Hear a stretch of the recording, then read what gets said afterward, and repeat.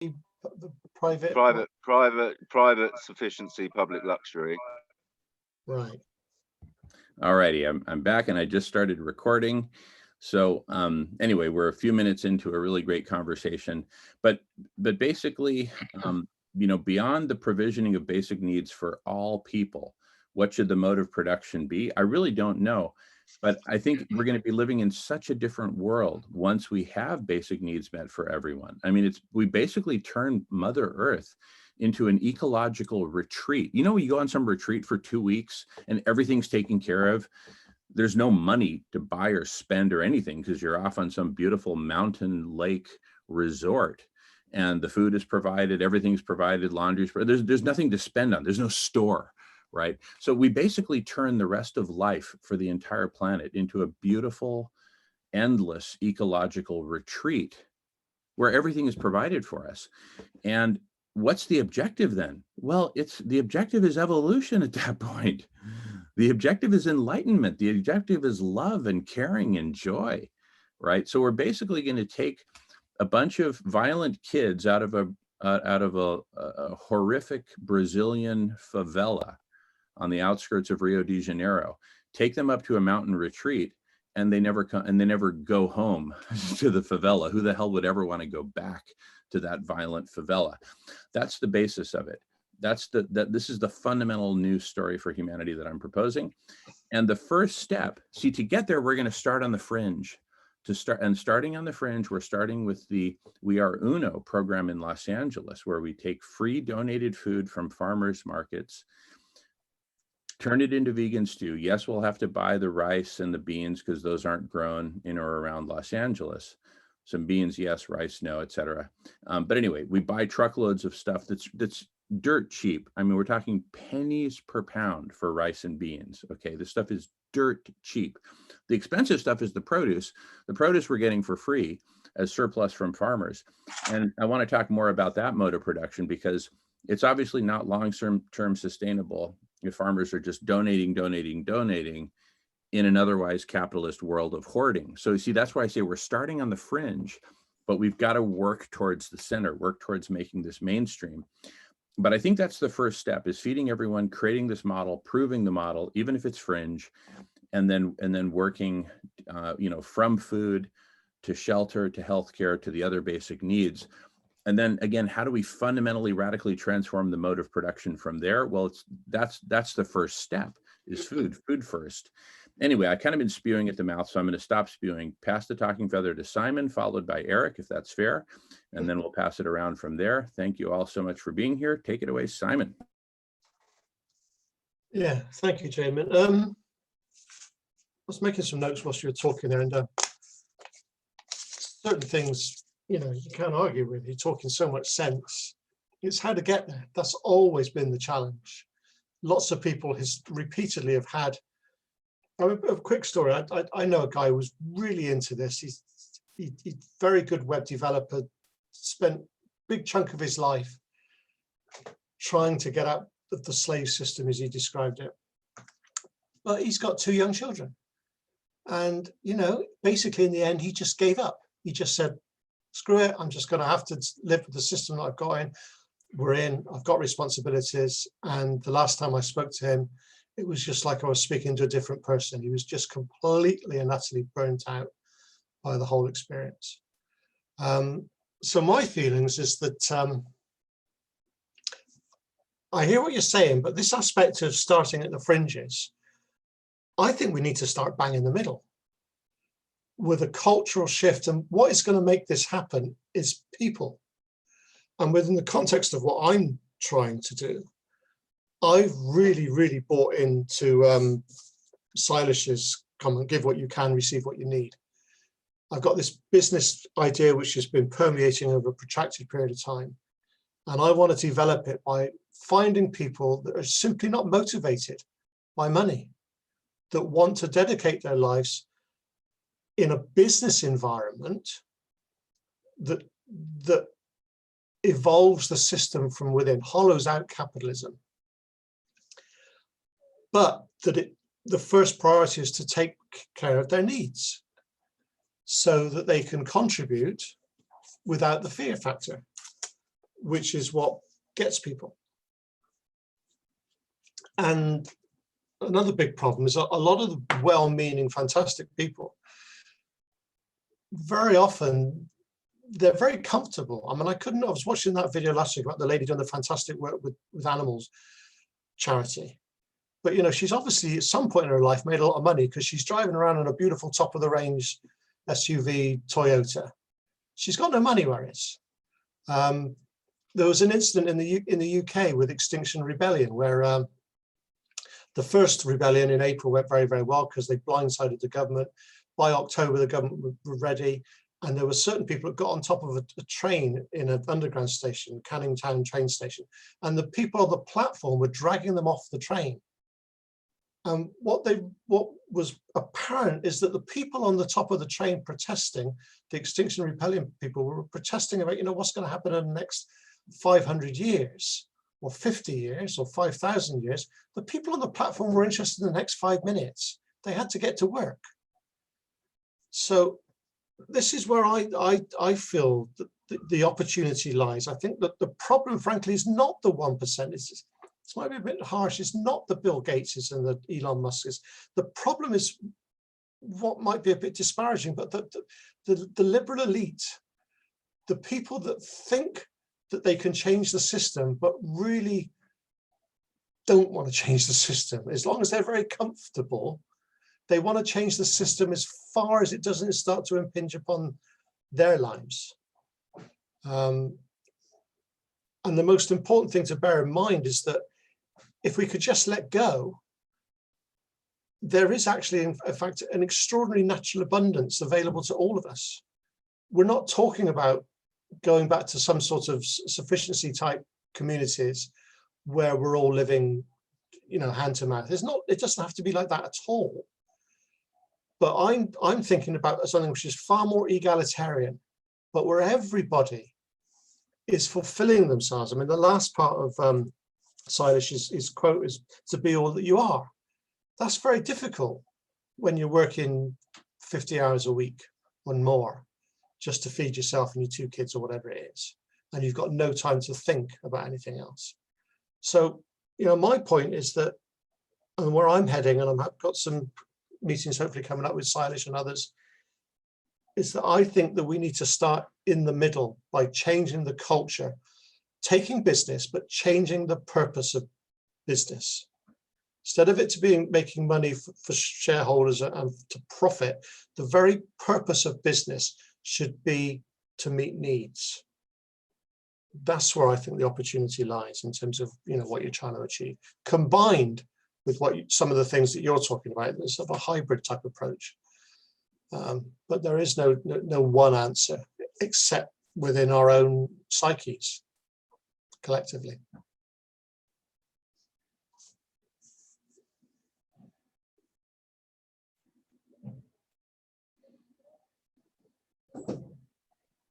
Beautiful, beautiful. Are you passing the talking feather? I am, beg your pardon. Yeah, I've done that. I love it. I've taken very good notes. I'd like to pass the talking feather to Eric as promised, and then we can pass it around from there. I've got a lot to respond to, but I also want to give other folks a chance first, starting with Eric. Eric, go for it. Great to see you here. Thanks for being here. Yeah, I mean, I also, I guess, kind of have quite a lot to say here. So just picking up on a couple of things. So what Simon's saying about this hybrid approach, I think is absolutely right. As soon as you start thinking, okay, it has to be, we've got to start at the fringes and work in, or start at the center and work out. No, both. Do both of those things, right? And meet somewhere in the middle, right? And both approaches will do what they will do. And yeah, I mean, you know, whatever people feel called to, whatever their skills, whatever their contacts, whatever their resources, give them access to do, that's what they should be doing, right? And you know, there is no either or, there is both and. So that's one thing. The idea that food is free, Mother Earth provides abundant food for free. Well, Mother Earth provides absolutely fucking everything for free, right? There is not one thing that we have which did not come from Mother Earth, right? And so, you know, she provides absolutely everything for free. We put all these barriers up in between, you know, what she gives us and what we can receive from her.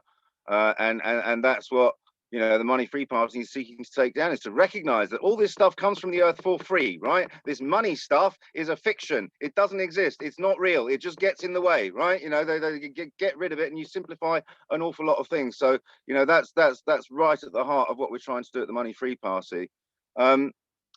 Just a couple of things about production itself. I mean, at the moment, production is centered around growing capital, right? Production exists in order to grow capital. You don't start producing a good unless you feel like it's going to grow the capital you've invested in the production facilities to make that good, right? That's the driving force behind production rather than the meeting of needs. So I absolutely share that. Now, how you actually go about instilling that in the culture where production is centered around the meeting of needs and not around the expansion of capital, I don't know how you go about doing that. That's the great question, isn't it? I mean, there's a very interesting frame I heard recently, which I think is worth having at one's, you know, I think it's a tool worth having at one's disposal, is this sort of triad, which is, you know, like throughout all of civilization. I'm not talking about hunter-gatherer times, but ever since we started conglomerating in larger groups and forming civilizations, there has been this three thing, right? There's the people, there's the market, and there's the government, right? And the nature of these three things has changed, but there's basically always been an interaction between these things. And in modern societies, the market is the primary basket in which human activity takes place, right? But if you just leave the market on its own, it's going to do all kinds of horrible things. It's going to start selling children. It's going to conglomerate into monopolies, blah, blah, blah, blah, blah. So the state exists to bind the market, and the state has a monopoly on force so that even the most powerful corporations can be subdued by the state if necessary, right? If necessary through force. And then it is the people's job to bind the state. And that is what democracy is supposed to be all about, right? Is the people binding the state. And this is where we have broken down, is that the market has captured the state. The people are no longer capable of binding the state because we are so poorly educated, so poorly informed. The information ecology is a fucking mess, where it's impossible to make sense of what's going on in the world. And so how can we bind the predatory nature of government, and the government bind the predatory nature of the market? The market is taken over the government, and the market and government, the market government complex, where now the market has the monopoly on force by proxy through the government, right? Now this market government duopoly is stacked up against us, and we are ill-equipped to handle it because we've got no weapons, we've got no education, we've got no skills, we've got no capacities, we've got nothing, and we're in a very, very, very, very, very dangerous and precarious situation, in my opinion. And so for me, resilience at the ground floor, right? Building stuff which is resilient at the base level, so that it does not rely on the market government complex at all in any way for anything. This, to me, this is my personal vision, right? This is the repeating unit that needs to be constructed, right? These resilient units, they are the things that need to be built and connected to each other. That's how you change the economy. And sorry, just one more thing, just on the nature of production, just a couple of things I wrote down while you were talking, Jamin. Modularizing production, rather than having giant plants producing one thing 24 hours a day and then trying to create a market to sell all of the fucking things. You have modularized production where you can easily switch from making one thing to making another thing, and so you just keep up with demand. You're not saturating the market with supply, you're just keeping up with demand, right? And demand over time can be predicted pretty accurately. And so modularized production facilities, closed loop design models. So, you know, when you're constructing something like a phone or a television or a vacuum cleaner or whatever, every single component can just be popped out and another one popped back in. So if it breaks or is upgraded or it's something like that, you don't have to replace the whole thing. You just replace that one component. And this should be a fundamental design principle in every single thing that we make, right? And it also means that when it comes time for recycling, you know exactly what the thing is, how to take it apart, how to recover the materials from it, and so on. And so that all of this that can then be automated. And now you can really mass produce, you like motors, you know what I mean? You can use the same motor in a vacuum cleaner and a blender and whatever, you know what I mean? You just mass produce these motors and they get used in a variety of different appliances. So these kinds of closed loop modularizing design principles. And open source is the other thing, right? Open source fucking everything, every design everywhere should be accessible to anyone, and they can knock it up on their 3D printer, or, you know, it can go into larger scale production if larger numbers of them are needed. But all of this stuff should just be open and transparent. These are the principles: modularization, open source, and closed loop design. Sorry, I talked for a long time there, but I No, felt it don't was all apologize. decent stuff. You don't need to apologize. In fact, keep talking if you'd like. You're one of the most efficient communicators I've ever known, and the last person who needs to apologize. So please keep Let's say, keep the let's talking feather for longer if you want, and then we'll pass it around. just Well, want to I tell you one other thing just before I leave you is Grice's maxims. I appreciate you saying that, because I have worked hard on being more succinct in my communication and not repeating myself. These are Grice's maxims I'm posting in the chat window here, and especially on group calls. There's something we would all do well to take heed of, I think.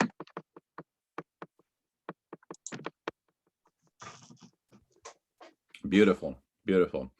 All right, well, I've got my hand raised, but first I want to give a chance to others to jump in concisely so that we can keep it flowing. Marco, did you have your hand up? Go for it, Marco. No, I think this is amazing, and the right answer is yes. And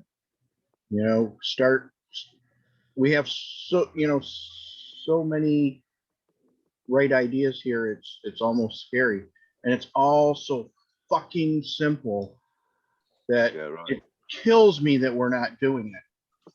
Bill Gates has decided now is the time for no more to switch from eating animals, but only if you're buying his synthetic meat. That's the answer. Yeah. He didn't want anything to do with fucking hunger until he could make money off it. Yeah, right. It's disgusting. But this multi-pronged approach, we got to attack from the middle, the edge, and everywhere. And we should probably come up with a better term than attack, because we don't want to hurt anyone, and attack sounds, negative. But yeah, we're on the right track, and that's all I have for right now. Thank you all. Very well said, sir. Very well said. I appreciate your passion, and I appreciate your clarity. Very good. Beautiful. Now I want to respond to some stuff that Simon said about liberal elites in California. We would call them armchair socialists. These are the wealthy folks. I grew up in Berkeley, California, a lot of wealth, a lot of liberalism, and a lot of intersection between the two. But yeah, they don't want to do anything that will disrupt their privilege. They love to complain, etc. Nothing that would impinge upon their lives is the words you used.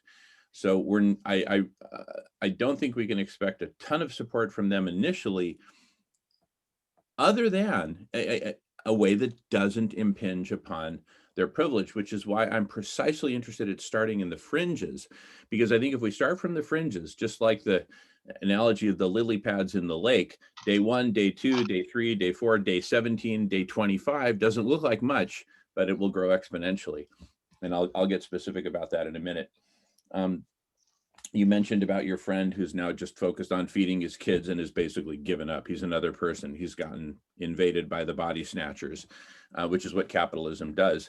And it's not just people with kids. I don't have kids, and I've been invaded. Like I say, I feel like I'm in an AA meeting for capitalists. My name is Jamin Shively, and I'm addicted to money. I admit it. And by admitting it, I'm beginning to liberate myself. So that's why I say it. And I would posit that we're all addicted, from the poorest to the richest. Anyone who's glued to the Monopoly board is addicted to the freaking all-day Monopoly game. Let's not kid ourselves. So I'm all about transforming the purpose of business. Now, I want to make an analogy to the computer revolution, which happened right where I grew up in the San Francisco Bay Area, in the Silicon Valley to be precise. So people were envisioning for decades this computer revolution. It didn't start as some all-pervasive thing that suddenly it just happened overnight. It started with, basically one business that started to overturn the old paradigm, and that was Apple. And it started in a garage, yes, in the fringe, very much in the fringe, absolutely in the fringe, okay? It was going after gaming. It was a toy. It was a hobbyist kind of shit. It had no business application, et cetera. So there's nothing wrong with starting in the fringe, and then look at who's taken over. Everyone's glued to their iPhones to the point that it's giving us brain damage, right? That tiny little apple grew into a serpent. So anyway, that's an analogy. I'm not saying we want to emulate evil, quite the contrary here. So the question is, what's the first business? And don't be fooled if it's on the fringe. I believe that the first business should be food, because here's the thing, different from computers, technology, iPhones and everything, which can constantly be upgraded and planned obsolescence and all the other bullshit, different from all that. Here's the thing with food. There's a natural abundance. There's plenty of it for everyone. We're feeding it to the animals, right? If we can achieve a new model for very efficiently getting that food from farm to people and make it 100% plant-based, who the hell is going to get in our way? Are the billionaires going to try to buy up all the land and then what, sit on it? No, if they own the land that they own, they try to produce and sell. Where all the food is going and all the money is going is in meat and dairy, right? And high-end branded food products. But if no one's buying that shit, right? It's like the Indians no longer buying clothes made in Manchester. They hand spun their own stuff, thank you, Gandhi, and they choked off, one of Britain's biggest markets for textiles. They just said, we ain't playing your game no more. So I think the disruptive business is precisely the food business. And by creating a new model that's, for the most part, money-free, don't be fooled by the money-free part. The money-free part is actually a benefit, not a weakness that, it's not a money thing, and so it's not making money, so therefore it has no power. Bullshit. What Ingrid is doing with We Are Uno in Los Angeles, and which we're going to expand upon, has tremendous power. Getting the food for free from farmers at farmers markets in a very fringe way. At the end of the day, hey, what did you not sell? Rather than schlep it back to your farm and compost it, give it to us. We're feeding people. They're very happy to give it away. It's of essentially no more value to them because it's the next day, it's not going to be fresh anymore. And the wealthy Los Angelinos want to buy fresh. Okay. That's the whole point of a farmer's market, fresh and local and mostly organic. So it's free, it's fringe, there's no money transaction, and because of that, it's insanely powerful and disruptive. So we start provisioning food for everyone for free. The poor people will love it. The rich people will support it because it doesn't affect their lifestyle, right? And it's the right thing to do. And as we develop that and develop that and develop that, suddenly food is free. Nutritious food is free. These poor people, remember that video we were watching on Tuesday, Marco, of that woman who was testifying in US Congress in Washington, DC. She says, listen, I'm working 2 jobs and I still can't feed my family. I can't go to the grocery store without a calculator because they're counting pennies to try to make ends meet, and they still can't make ends meet. And the food they're buying is shit. The United States is one massive food desert, right? So what we do by taking the fresh produce from the farmers markets, turning it into plant-based stew, super nutritious, immune boosting, feed it to everyone. Suddenly that woman won't even need a calculator anymore because food is suddenly eliminated from her weekly budget. We provision it for free. It's like the most progressive, you hear about regressive tax and progressive tax. This is the most progressive anti-tax you can imagine. We provision it for free. Instead of us taking money from you, we're giving you essentially value, massive value, right? The foundation of everything is food. Something happened to Eric. Hopefully he'll be back. The foundation of everything is food. The next is shelter, healthcare, the other basics. But the foundation of everything is frickin' food. So let's get the food part right. Okay. Starting with the fringes, that's the first business that will transform the model. Let me get back to the other points I was going to make. Simon, you said the question is always, how do we get there? How do we get there? How do we get there? I would say, let's hone it down to not how do we get there, but how do we start? Start with food, start on the fringe, start with a model that's utterly disruptive. And again, once we make meat and dairy obsolete, there's no more market for that shit. They're not going to be producing it if there's no market for it. I don't care who you are. Tyson, Gates, doesn't matter. You're not going to produce it if there's no market for it. So I love what Eric said, and I hope he comes back, about people. Sarah's calling me. Let me just take this super quick. Hey, Sarah. Hey.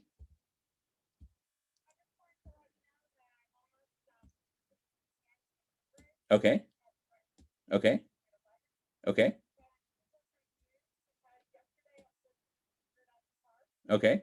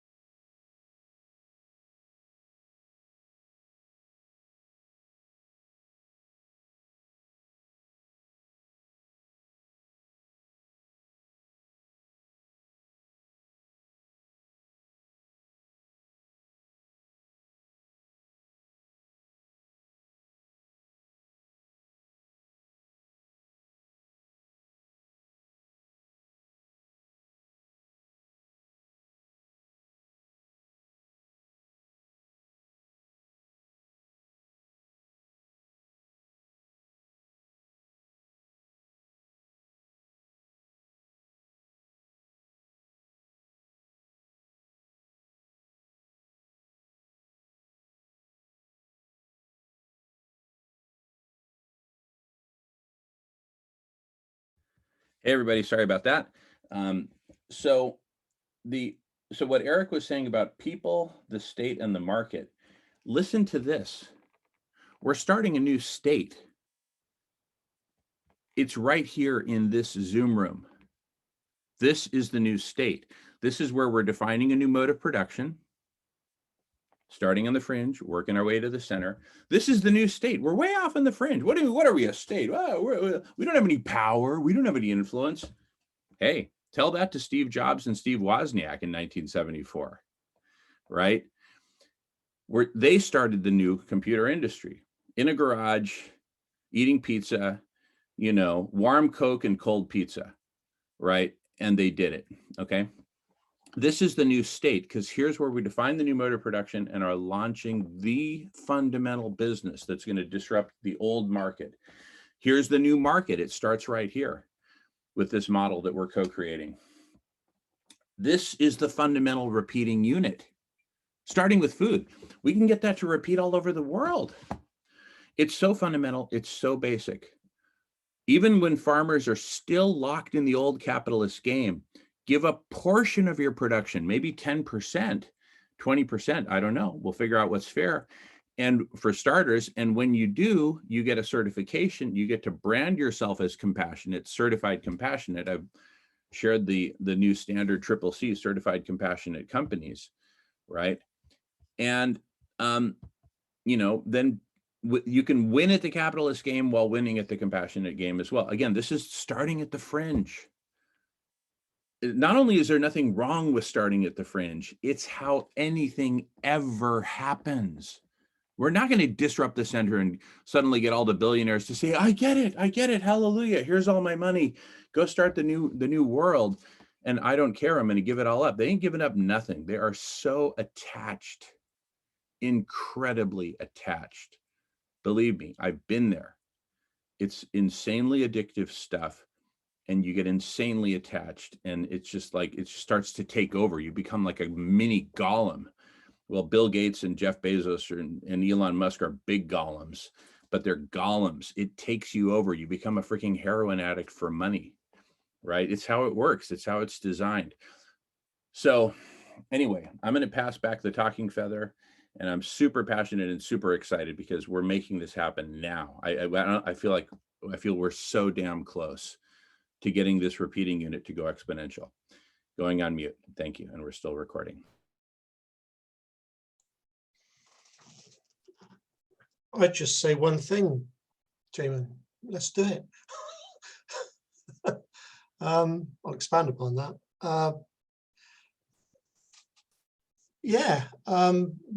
Like Eric was saying, that's the goal, and we need to explore all sorts of avenues towards how we do it. From the fringe, from the middle, whatever, it doesn't matter, as long as we've focused on the goal. And then we bring people together of a similar mind. Because if that is the goal of making a profit is superseded and made obsolete. Our goal is meeting needs. And I would just say one thing in response to what Marco was saying. I actually think we live in fascinating times, because what Marco was actually describing, I mean, there's a word for it, isn't it? It's fascism. That's where we are. That is the natural ultimate conclusion of capitalism, a fascist state, what Mussolini called a corporatocracy, a merger of big business and government, where big business owns government and they're in cahoots, and the only people who suffer are the vast majority of us. And really what we're looking at the moment, I don't go for a tangent too much, but they kind of see us as oppositely. But basically, it's just farming. They farm us the same way they farm everything else. And if they can get done what they need without us, then, you move into the whole eugenesis thing, which perhaps we should avoid as a topic of conversation. But yeah, I mean, I've got some ideas on how to achieve what you're talking about. You've got some ideas. If we bring like-minded people together, I've had an email from Silas about the prospect of incubating some of my ideas with climate healers, supporting it. So we know there are people out there of a similar mind. We just need to get some traction and get going. And I just repeat what I feel is really important. It's a question of finding people, more and more people getting involved who share the vision, making sure their needs are met, they can contribute what they can. And I truly believe if we get a bunch of people on that wavelength, we can make giant strides. Passing the feather, as you say.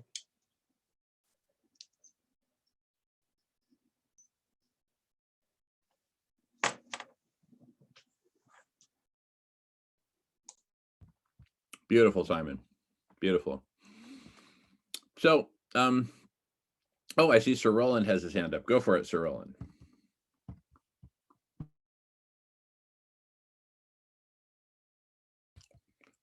Your microphone's muted. Yeah. Okay. So I agree with every fucking thing's been said. Okay. Let me give you just a couple of ideas. One is that Ed Shine last night spoke to the Northwest Organization Development Network. My daughter brought him in. And he's the person who gave us the word culture. It used to be called the environment. We had this big argument for 5 years, and it became culture, and Ed won. But he says the CEO is the culture. So we can't be messing around with a culture in the middle or on the bottom or something. It's the CEO. Number two, I want to repeat. What I really want to say is I'm in love with love and I'm happier than a motherfucker. I can say that because what's his name said fuck. And the Pope. The Pope says two things in his first encyclical. We must take care of Mother Earth. Okay, that's all of what we're talking about here. The second is we've got to get rid of the rich get richer economy in the United States and in the world. There's two important things that he says. And my suggestion to you all is get going. Now, start. I like the Beverly Hills thing. I was there. I spent 10 years with a major client there. They moved to New York and the rest of the world. now Guru Mukti Kundalini Golden Bridge. And so I really believe that Beverly Hills is a good place to start. There are really good people there, actually. So and you got the media. So that's all I got to say. I'm gonna go now. I got so many things to do. And of course, Jim and I love you. And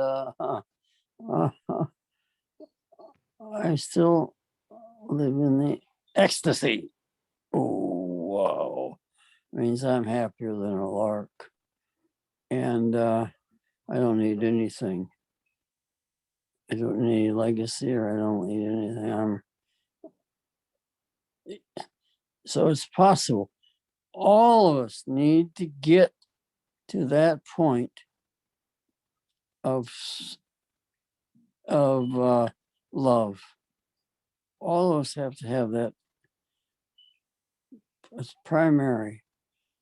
Because okay, Amen, Hallelujah, Muhammad, Hare Krishna, wow, Waheguru, etc. Marco.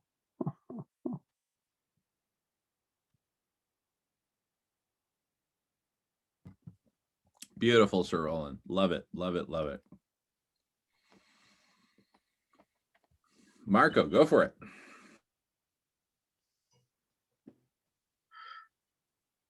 I think you said it, Simon, and Sir Roland just kind of said it again. It's like we've had the conversations over and over. We need to do it. And everything we do now, like Jamin, you said the free produce, that's a temporary thing. That's a beginning phase that has to change.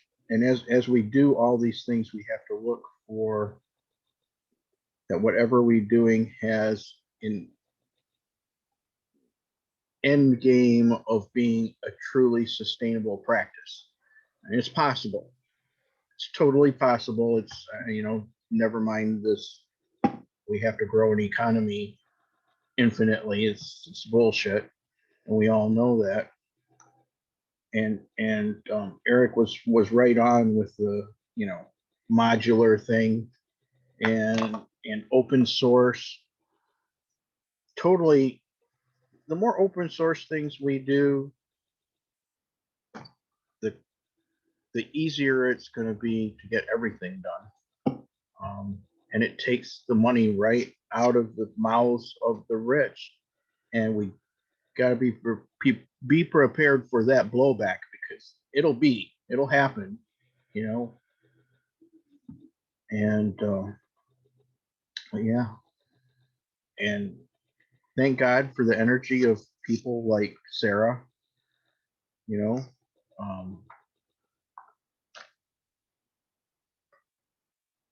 no, yeah, we just gotta move forward with the projects.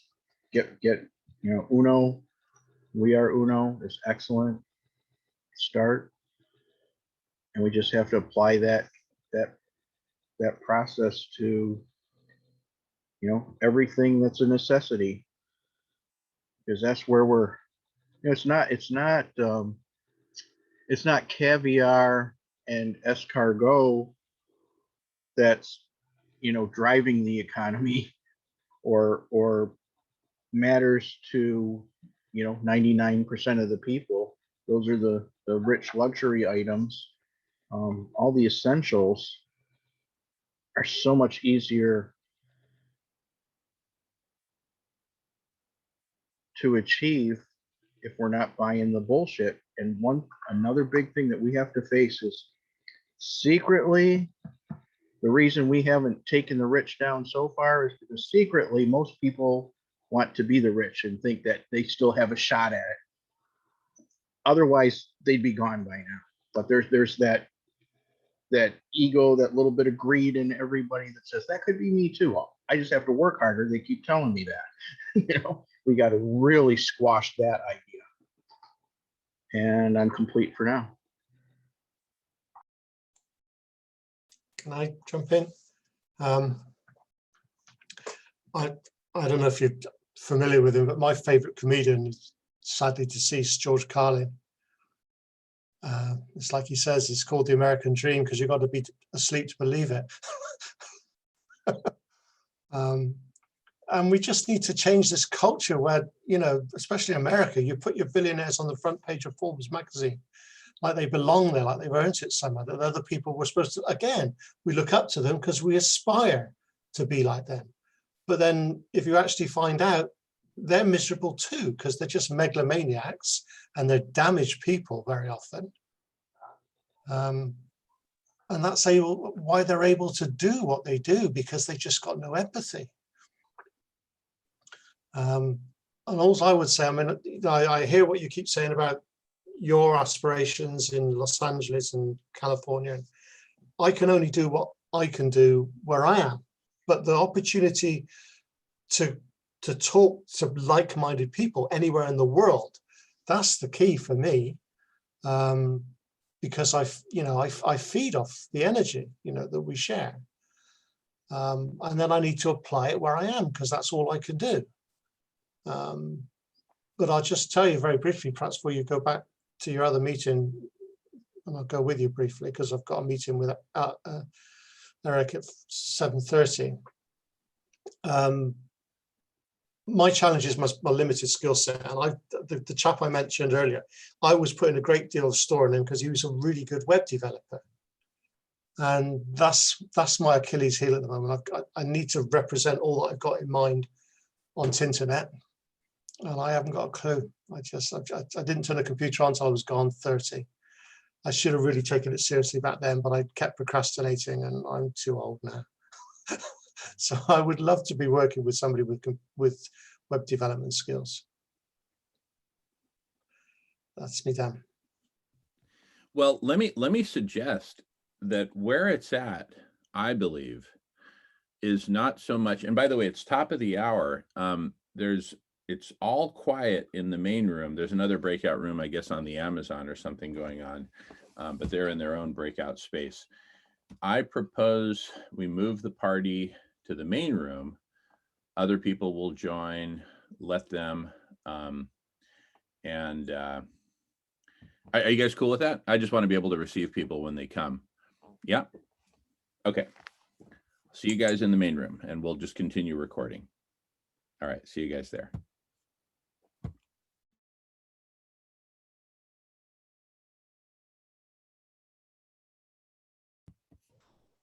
All right, everybody. Could you put me into Amazon thing, please? Oh, you know what? I'm actually looking, and it looks like there is no one there. So maybe they were having a meeting earlier, but anyway, not anymore. So Actually, they did today, because they just stayed in the main room. They didn't even use their breakout room. Ah, okay. And, okay. and they were officially done, you know, at the top of last hour. Okay. So anyway, we're continuing to record, and I'm actually transcribing as well as we speak, which is very valuable because I really love the stuff we're talking about. I'm going to interrupt real quick. Yeah, go ahead. I keep forgetting. Yeah. Otter AI is. We're in the middle of something super important, and actually, that's an important part of it, which is so much of this stuff is now automated and simple. You still need to know what to install, what to plug in, and how to do the simple stuff. So I'm very empathetic to what you're saying, Simon, but I also want to make a really important point, which is that I believe that the new there, you know how like going back 10, 20 years ago, oh my goodness, first you have to be on Facebook. Oh, okay. Oh, then the new thing is Twitter. Oh my God, we all got to get to Twitter. Oh, and then Reddit. Well, how do I set up an account there? Oh my goodness, I'm losing my passwords. I'm running out of Post-it notes. Oh, well then you need to get LastPass. It's this frantic, we're always playing catch up. Simon, I've got a profound point to make for you right now. I really want you to take this in. The new there is right here. And you're right where you need to be, because the new there is literally this conversation. We're there. We are there. Why? You said it yourself. These conversations energize you. They fill you with energy. I forget the words you said. Otter doesn't forget. You said, ha ha ha. Sorry, I'm not going to take time to look it up, but but literally, this is getting us all so pumped up because we're finally within 100 meters of the top of Mount Everest. After having scraped and scratched for years just to get to the base camp, and then for weeks to get to where we are now, we're almost there. Just hang in there. And hang in there with us. And thank you for showing up early today. Thank you in advance for showing up tomorrow. Sure, I'm going. Who spoke? Was that you, Marco? No. Okay, Marco had something else going on. Okay. Here's what I believe. I believe we are so close to the first fundamental repeatable unit. Now, oh, great. Here's Uncle Frank joining in. Let me just let him know we're recording and say hello. It's connecting to audio. Okay, Uncle Frank. Everybody welcome Uncle Frank. Uncle Frank, welcome Uncle Frank. Good to see you, or at least the top of your head. I guess he's really emphasizing the frontal cortex. Okay, hey, Uncle Frank. All right. I can't be on for terribly long, but I will be on for a little while. Okay, welcome. We are recording, and we're having a really profound conversation. So you're here at the right and perfect time. Welcome. So the profound conversation we're having is creating that first repeatable unit. And I believe with all my heart that that first repeatable unit is with food, right? And this new mode of production that we're going to be modeling, not for the entire economy, not for every sector at first, but with food. It all starts with food, and plant-based food at that, because with plant-based food, what do? We suddenly take the vast majority of arable land out of the capitalist market. Nobody is going to be producing, herds of cattle for a market that's not buying it, okay? So we liberate all this land from the capitalist market. Then what's going to happen? Well, a bunch of farmers are going to go bankrupt and the price of commodities is going to drop and this and that. That's all great news for us. It drives down the cost of food and makes it easier to first for us to buy, but then the farmers are still going bankrupt because they can't even break even. Well, there's a next stage there that I've got a fuzzy image of. The first stage is super clear. Start at the fringe with the We Are Uno model in Los Angeles and replicate it all over the world to every last town and township in England and Spain and Russia and everywhere else, okay? Everywhere around the world.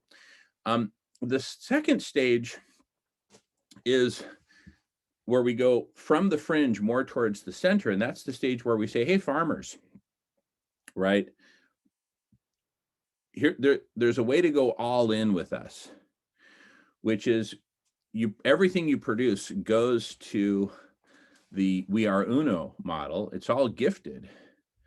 And they'll be like, whoa, but then how am I going to be sustainable? No problem.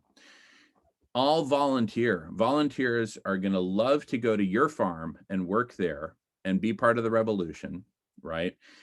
And that's simultaneously how we're going to solve the housing problem, because we're going to create communal housing there on the farms. It's also how we're going to beat the pandemic, because who the hell wants to be in a city coughing on everybody and getting, dying in the next 37 days?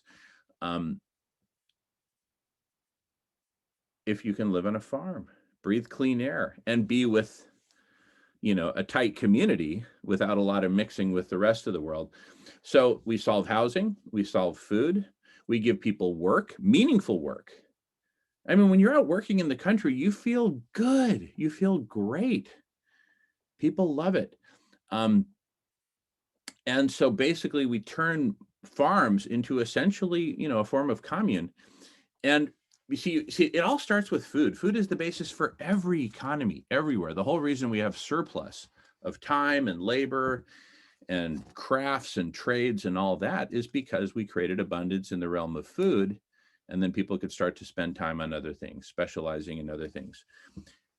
As we get off of meat and dairy and go 100% plant-based, again, we're going to liberate all this farmland that's currently being dedicated to animal agriculture, which is destroying the planet, and drive down the cost of food, take away all the middlemen, take away the whole grocery store, food distribution, you know, just drive truckloads of whether it's grain or produce or legumes, I don't care. Drive the plants, the plant-based foods, to the places where we do the cooking and preparation, mass produce the stew on a local scale, and distribute it, right? That's it. That's the basis for the new economy and the basis for new governance, because this organizational layer that we're creating right here through conversation, it's not about websites, it's about conversation. It's about making this conversation go viral. I can envision a day when there will be hundreds of people pouring in here. We achieved it last summer with the harmonic convergence. I think we had like 200 at peak or something like that. Can you imagine hundreds of people streaming in here, right? And then we organize ourselves through breakout rooms on the various different topics. You want to talk farming? That's breakout room 3. You want to talk cooking, food preparation, and recipes? That's breakout room 7. You want to talk about serving the food and that's breakout room 9. You want to talk Los Angeles specifically? That's breakout room 12, and so on. Let's just have a whole menu of breakout rooms. We'll divide and conquer. This is governance.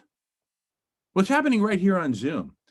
Yes, it may be fun. Yes, it may be entertaining. It's also governance. And if you can make governance fun and entertaining, wow, now we're onto something. This is governance right here. So we got governance, the fringe of governance. We've got the fringe of the market, which is food, and we are Uno.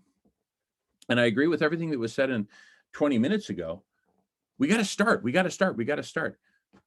I'm kind of glad. Hey, Melissa. I'm kind of glad Melissa can't hear me right now because what I have to say is I'm ready to freaking go to LA and freaking start doing this and facilitating this. Or maybe I should just do it in Seattle. I don't know. But I know it's time to start. And you can do it in England. You can do it in Michigan. You can do it in New Mexico, right? You can do it wherever alchemy lives, right? We can do it in Scotland. We can do this everywhere. And so here in the Zoomosphere, here's where we meet up. Here's where we organize. Here's where we concentrate in breakout rooms, and then in specific cities and towns and neighborhoods to actually make this happen. Here's where we concentrate and say, okay, great. I'll meet you at the farmer's market at 3 p.m. on Saturday. You know, bring a hat. It'll still be sunny. And we're going to talk with the farmers and hand out, you know, little one-page flyers and tell them about what we're doing. Ingrid has already pioneered this. She's already got the model. Ingrid has created the first self-replicating unit, right? It's like Steve Jobs and Steve Wozniak having created the first prototype of Apple, right? In their garage in Sunnyvale or wherever the hell they lived at the time, right? And it's like we're walking by and we look in and we go, it's just a garage. It smells like week old pizza and warm Coke. Whoa, stop. Don't be fooled by the fringe. Don't be fooled by the small scale. We've got the first self-replicating unit. It works. We've got the first prototype Apple computer. It works. It doesn't even have to work well. Law number 1 of marketing, it's better to be first than it is to be better. Right? I was corporate strategy manager for what was then the richest company in the world, Microsoft. I know what I'm talking about. We've got the first self-replicating unit for the new business, the new mode of production, and the new form of governance. It's all right here. All we have to do now, gentlemen, and there's only gentlemen in the room, all we have to do right now, like they say on the roller coaster, keep the bar down. Keep the bar down. I don't care if your knuckles are white. Just fucking hold on. And enough people have said fuck in this meeting today that I'm just going to throw in a couple F-bombs at myself. There's no ladies here, so, or kids. I know Marco's really sensitive about that, but just, again, Marco, just keep the bar down. That's it. White knuckles and all. If you have to close your eyes, but keep the damn bar down. We've got this. We just have to keep at it. Right? That's all there is to do, is do at this point. And there's two actions of doing. Show up on the Zoom meetings and then meet your other co-volunteers at the farmers market and talk with the farmers and say, hey, we need your surplus food. Right. And, and then like Ingrid has done. See, Ingrid is, again, she is the first, she's created the first self-replicating unit. She goes to the farmers markets. She helps them out. She helps them break down their tables. She helps them sweep. She gifts to them her time. They gift their food. So she gets the food. She's got the volunteers to cook it. And she's got herself and the volunteers to serve it. It's working. That's the prototype Apple computer, 1974. Alchemy writes, surplus food resources. Okay, he's going to write a list. Thanks, Alchemy. There's lots of it. There's gobs of it.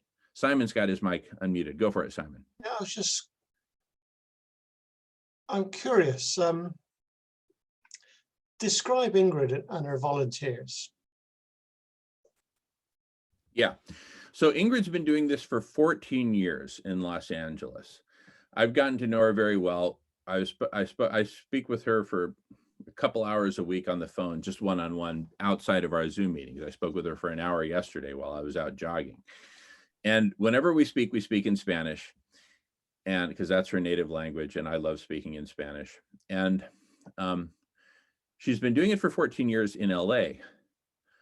I said, Ingrid, where did you come from? How did you, where did you get this passion? Ever since she was a little girl growing up in Bogota, Colombia, she'd look out and see all the poor people there and say, Mommy, Daddy, we got to do something. And so they'd bring them clothing, food, whatever. They would help people. It's just who she is. She's basically an angel who, thank God, landed here on Earth and is doing miraculous things. The first Apple computer is a miracle, and We Are Uno is a miracle. Okay. So what does she do? She goes to the farmers markets. I've described the farmers markets. So who are her volunteers?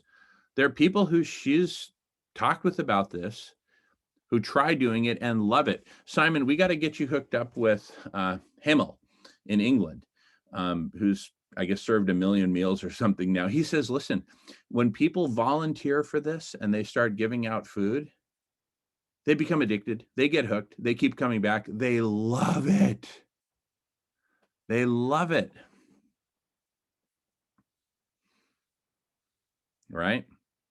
Look at the community cafe picture that the other Jamin Shively has on his screen. I presume everyone can see that.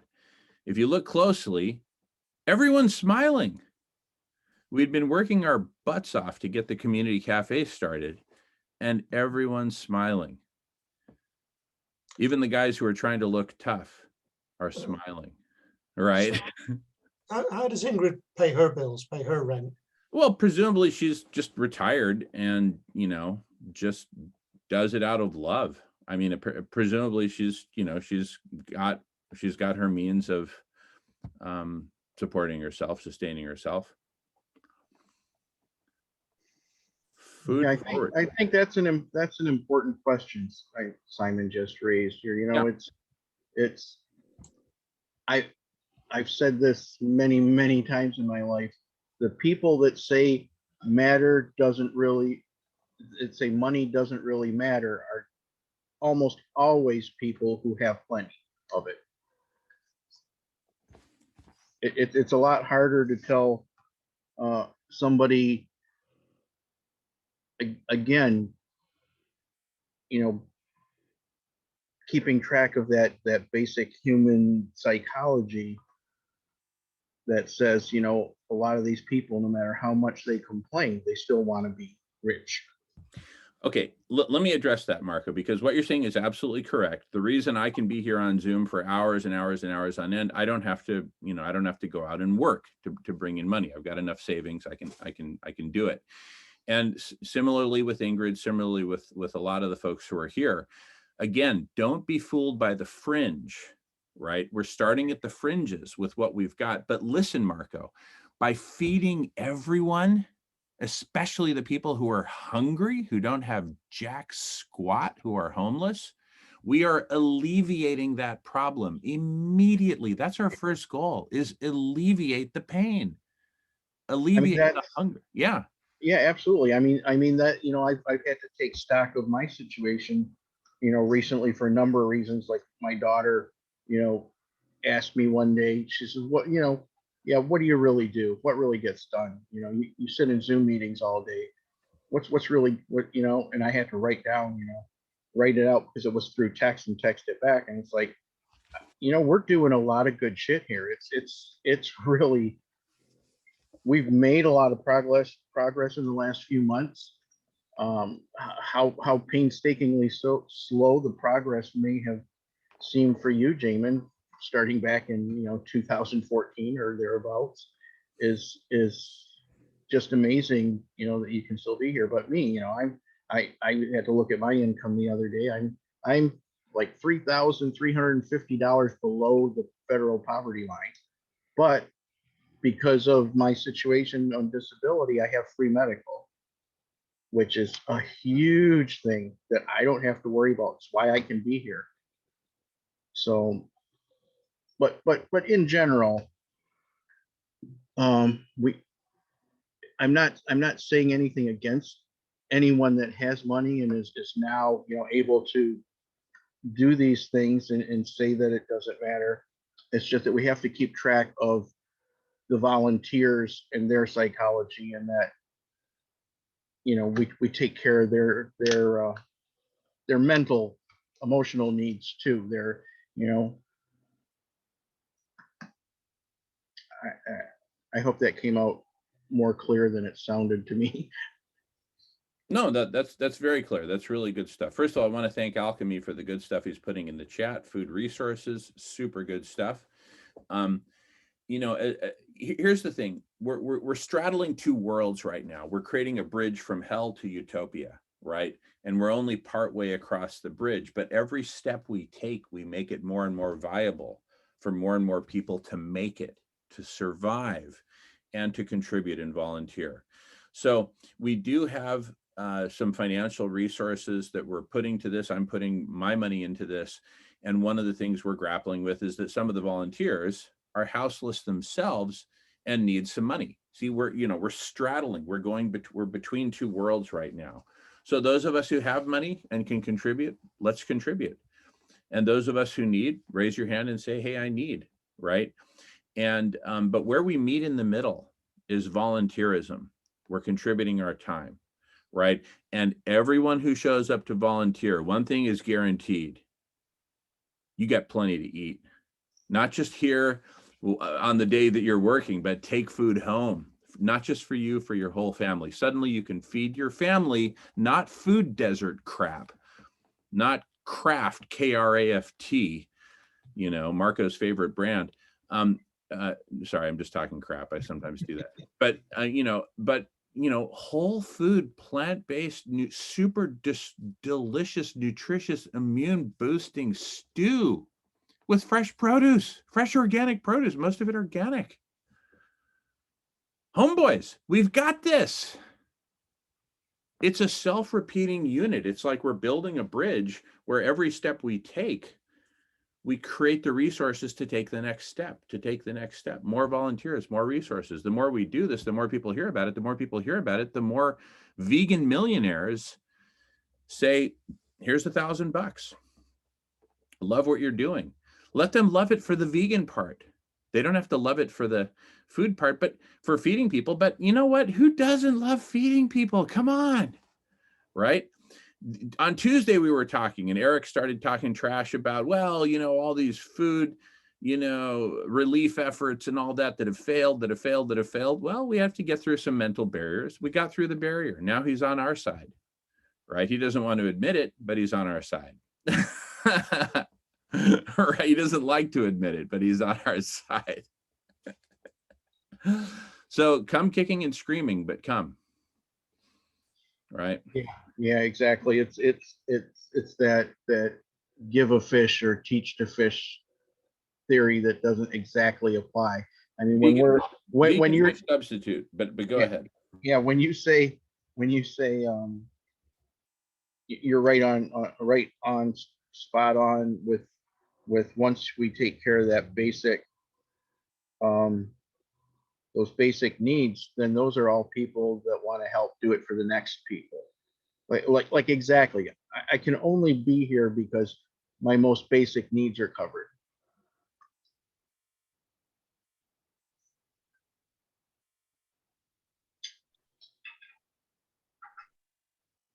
Yeah.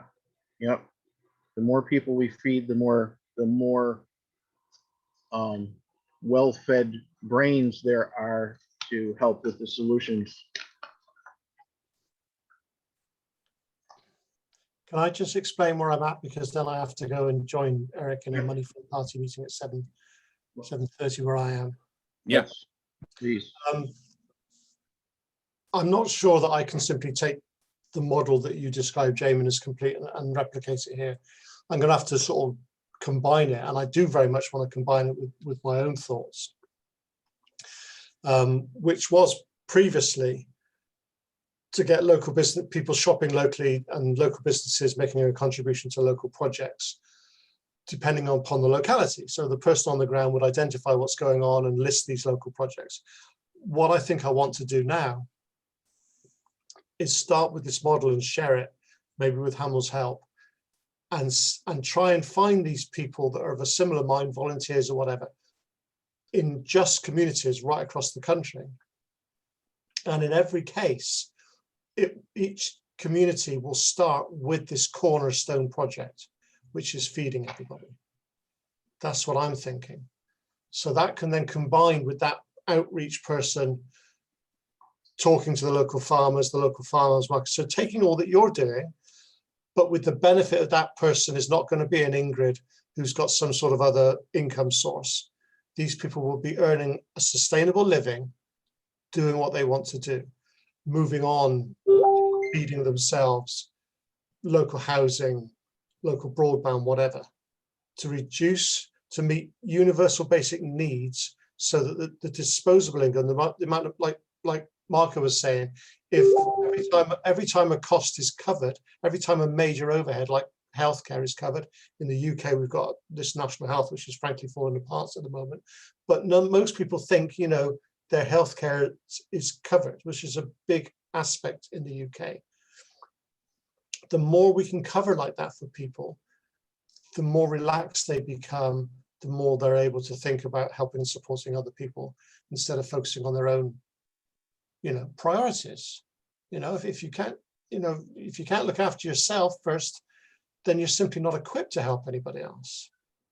So that's what I'm going to be doing, hopefully with the help of Silas and Hemel, rolling out a program to feed people, but with very much within focused communities, something that can be replicated in every community right across the UK, combined with this outreach to the farmers markets and the local farmers, and making sure that nothing gets wasted, and then moving people across increasingly away from meat as the cornerstone of their diet and rubbish from the supermarkets in favor of a plant-based provisioning. So it all makes sense. And definitely coming to these meetings gives me ideas. Need to get on with it with your help. So again, let's do it. So I'll love you and leave you. I'll be with the food healers tomorrow at 3 o'clock in the UK. I think it's 10 o'clock in your time, or 11 rather. Or, actually, no, 7 a.m. our time to 3 p.m. your time, if I've got it right. Yeah.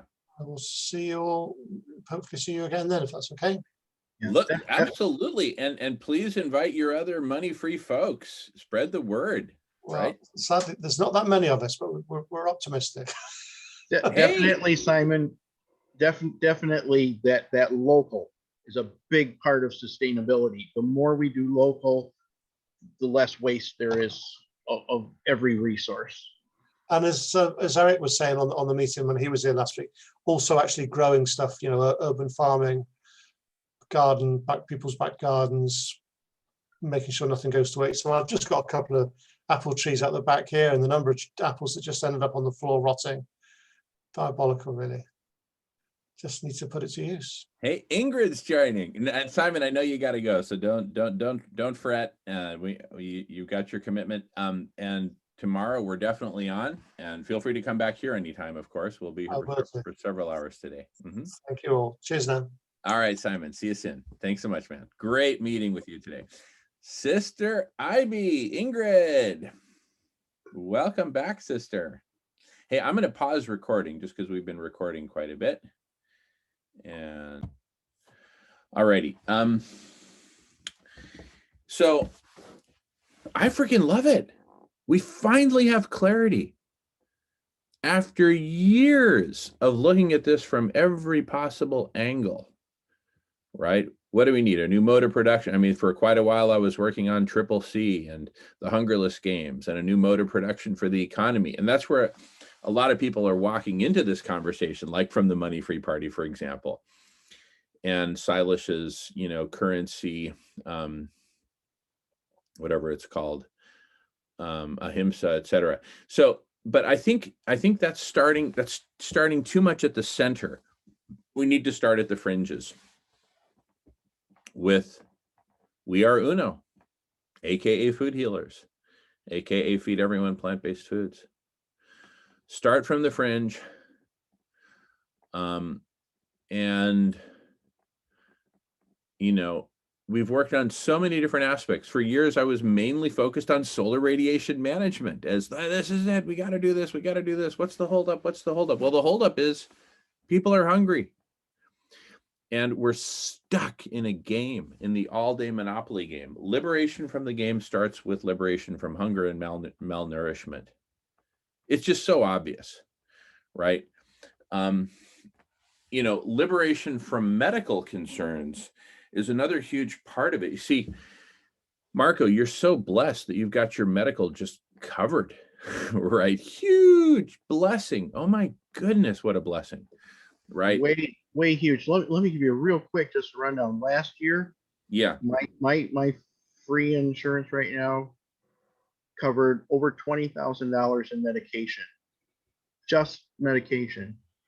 Then I had 2 surgeries, a week in the hospital, and you know, every specialist that you can think of, and I didn't have. I think I have a $5 copay from some lab fee that just came in the mail, and that's all I've had. So it's very huge, but it's what everybody's entitled to. For a while, I wouldn't even go to the doctor when I needed to because I felt guilty for using it, which was the wrong answer, you know, obviously. But we just need to work where everybody has that. Everybody deserves that. Yeah. Totally. And, you know, so that's one big thing that the UK has going for it, is they have socialized medicine there. People don't have to worry about these massive medical bills. Here, everyone's walking a freaking tightrope, you know, where if you fall, there is no net at the bottom. Sarah. Hey, Jamin, it's me and Annie. We're here. All right. Hi. How are you? Annie. Sarah, great to see you both. Can't stay on too long because I don't have a way to charge my phone right now.